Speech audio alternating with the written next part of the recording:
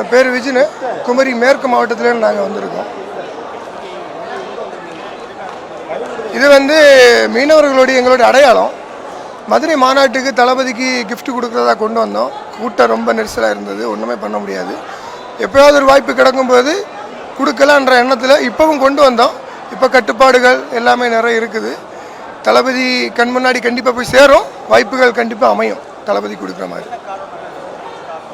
காரணம் இது எங்களுடைய அடையாளம், மீனவர்களுடைய அடையாளம். ஏன்னா விசைப்படகுன்றது கன்னியாகுமரி மேற்கு மாவட்டத்தினுடைய மீனவர்களுடைய தொழில். வேர்ல்டு லெவல்லே ஃபேமஸான ஒரு இடம் குமரி மாவட்டம் மீன்பிடி தொழில். அப்போ எங்கள் அடையாளத்தை முன்னிறுத்தி தளபதிக்கு கொடுக்கறதுக்கு எங்களுக்கு ஒரு பெருமை. அது இந்த கிறிஸ்மஸை முன்னிட்டு கொடுக்கறதுக்காக கொண்டு வந்தோம். எப்பவும் கொண்டு வருவோம், வாய்ப்புகள் கண்டிப்பாக அமையும் தளபதி கொடுக்கறது. ஆமாம், கான்ஃபிடென்ட், அது எந்த மாற்று கருத்து இல்லை. ஏன்னா நம்மளுக்கே தெரியும், மக்களுக்கே தெரியும், ஒட்டுமொத்த தமிழகமே இன்றைக்கு பேசக்கூடியது தளபதியை மட்டும்தான்.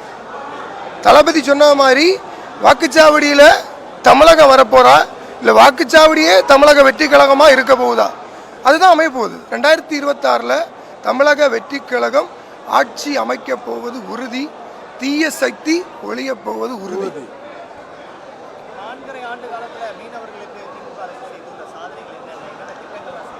ஒன்றுமே இல்லை, சாதனை இல்லை, எல்லாமே வேதனை தான்.